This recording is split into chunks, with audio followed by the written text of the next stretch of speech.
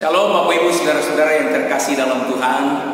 Selamat kita berjumpa kembali dalam kasih Tuhan Yesus Kristus dan dalam persekutuan yang indah bersama-sama dengan kebenaran firman Allah. Selalu menjadi doa saya secara pribadi kepada kita semua, dimanapun kita berada di hari-hari ini. Saya percaya kita ada di dalam perlindungan tangan Tuhan yang kuat itu. Haleluya. Nah, saudara-saudara, firman Tuhan pagi hari ini saya beri judul Jadilah Tenang. Saya bacakan firman Tuhan yang saya ambil di dalam surat 1 Petrus pasalnya yang keempat, ayatnya yang ke-7. Demikian bunyi firman Tuhan. Kesudahan segala sesuatu sudah dekat. Karena itu kuasailah dirimu dan jadilah tenang, supaya kamu dapat berdoa. Saudara-saudara, satu ayat yang sederhana dan sangat mudah bagi kita untuk memahaminya. Ada 3 hal di dalam ayat ini yang ingin saya bagikan bagi kita pada kesempatan ini, saudara-saudara, yang ditulis di dalam firman Tuhan di dalam ayat ini. Yang pertama, saudara-saudara, firman Tuhan mengingatkan kepada kita bahwa menjelang hari-hari kedatangan Tuhan akan datang masa-masa yang sukar, akan datang masa-masa yang sulit, masa-masa yang sukar, kata firman Tuhan. Saya tidak mengatakan bahwa masa-masa yang kita hadapi ini masa-masa yang mudah. Saudara dan saya bisa mengukur sampai sejauh mana kesukaran yang kita hadapi di hari-hari ini. Itulah sebabnya saya mengingatkan lewat firman Allah, jangan-jangan ini adalah bagian kecil dari kita sedang menunggu hari di mana Tuhan akan datang pada kali yang kedua. Sehingga kita harus menghadapi hari-hari yang sulit, kita harus menghadapi hari-hari yang sukar. Itu sebabnya firman Allah mengingatkan kepada kita, saudara-saudara, jadilah tenang. Menghadapi hari-hari yang sukar, kuasailah dirimu, sekali lagi, kuasailah dirimu dan jadilah tenang. Itu nasihat firman Allah bagi kita. Kenapa kita harus memiliki ketenangan itu? Nah, saudara-saudara yang saya kasih dalam Tuhan, ketika kita tidak memiliki ketenangan, menghadapi hari-hari yang sukar yang ada di hadapan kita, maka yang datang dalam hidup kita yang pertama adalah kegelisahan. Kegelisahan itu kalau kita pupuk terus dalam hidup kita, maka kegelisahan itu akan melahirkan yang namanya ketakutan. Saudara-saudara, kalau kita mengalami kegelisahan dan ketakutan dalam hidup kita, menghadapi kesukaran yang ada di hadapan kita, maka sekali lagi saya mau katakan, catat baik-baik, kesukaran itu hanya membuat kita melihat persoalan. Kesukaran hanya dapat membuat kita melihat masalah yang ada di hadapan kita. Di dalam Injil Markus pasalnya yang keempat, saudara-saudara, di sana diceritakan bagaimana murid-murid Tuhan mengadakan perjalanan ke satu tempat. Yesus tidak bersama-sama dengan mereka. Dan Alkitab berkata apa? Ketika jam 3 dini hari, mereka sedang mendayung perahu mereka.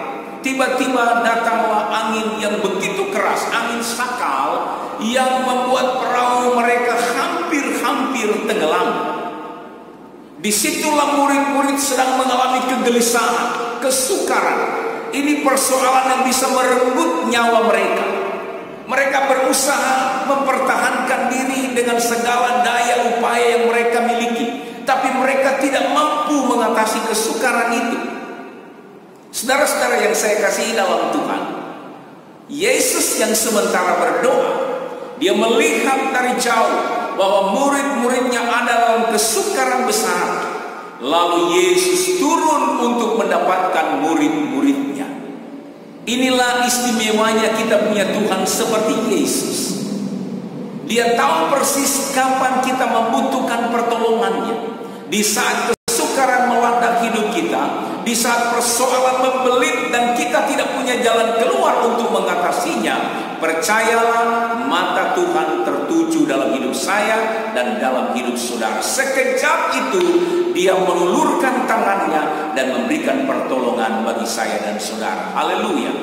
Tapi sekali lagi dalam cerita itu, murid-murid yang dalam kepayahan, mereka mengatasi persoalan mereka, muncul kegelisahan, kekhawatiran dan ketakutan. Lalu ketika Yesus datang di hadapan mereka, pertolongan datang di hadapan mereka, mereka tidak dapat melihat pertolongan itu sebab ketakutan hanya bisa membuat mereka melihat persoalan di hadapan mereka. Sehingga pertolongan Yesus yang ada di hadapan mereka justru membuat mereka semakin takut. Mereka melihat sosok Yesus seperti sosok hantu yang menakutkan. Inilah ketika kita sedang dilanda ketakutan, kegelisahan, yang kita lihat adalah persoalan, pertolongan datang dari Tuhan, itu justru membuat kita mengalami ketakutan berikutnya. Nah, yang kedua yang saya baca dalam ayat ini, kalau ketakutan itu membuat kita melihat persoalan dan masalah, maka ketenangan justru dapat membuat kita melihat Tuhan. Ketenangan justru membuat kita jumpa dengan Tuhan. Ketenangan justru membuat kita dekat dengan Tuhan. Kenapa kita bisa dekat dengan Tuhan? Sebab Alkitab berkata, kuasailah dirimu, jadilah tenang, maka kamu dapat berdoa. Kamu dapat berdoa. Puji Tuhan. Hanya orang-orang yang memiliki ketenanganlah yang bisa berdoa kepada Tuhan, dan doa itu menjadi doa yang menyenangkan Tuhan, doa yang didengar oleh Tuhan. Jika kita sedang mengalami kegelisahan, fokus kita tidak akan pernah sampai kepada Tuhan. Kita lihat bagaimana Petrus ketika Yesus berkata, Petrus, ini aku, tenanglah. Kamu boleh berjalan di atas air. Lalu Petrus kemudian dia berjalan di atas air. Waktu fokusnya tertuju kepada Yesus, muncul ketenangan itu. Fokusnya tertuju kepada Yesus, dan Petrus dapat melakukan apa yang dilakukan oleh Yesus. Tetapi ketika dia melihat sekelilingnya, lalu kegelisahan, ketakutan kembali datang meliputi hidupnya, disitulah Petrus gagal dan hampir tenggelam. Untung Tuhan masih menolong dan menyelamatkan hidupnya.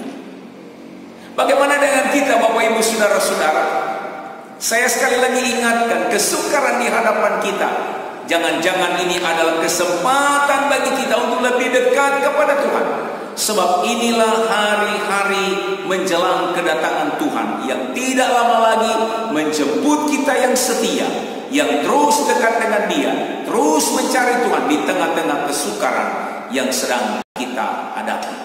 Haleluya, puji Tuhan saudara-saudara. Nah, ketika Petrus dalam ketenangan, saudara-saudara, Petrus bisa fokus melihat Tuhan. Nah, demikian pun dengan kita. Ketika kita ada dalam ketenangan, maka kita dapat melihat Tuhan di hadapan kita. Lalu yang ketiga, saudara-saudara, kenapa kita harus tenang? Firman Allah mengajarkan di dalam kitab Mazmur pasal 62 ayat yang pertama dan kedua, pemazmur menulis, hanya dekat Allah saja aku tenang.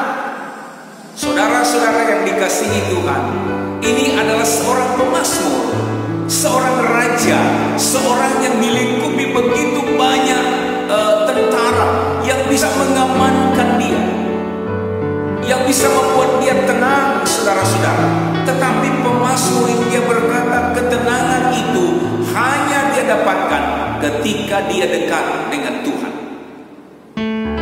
Dan kenapa pemazmur berkata dekat dengan Tuhan membuat dia tenang? Ayat ini berkata, karena daripadanya lah datang keselamatanku. Haleluya. Yang ketiga, kenapa kita harus tenang? Karena ketika kita tenang, kita berjumpa dengan Yesus yang memberikan ketenangan, yang memberikan keselamatan dalam seluruh aspek hidup kita di dunia maupun keselamatan kita di surga yang kekal. Orang-orang bisa mau menyelamatkan dirinya. Uang bisa dia pakai untuk menyelamatkan dirinya. Kekayaan bisa dia pakai untuk menyelamatkan dirinya. Pangkat dan jabatan bisa dia pakai menyelamatkan dirinya.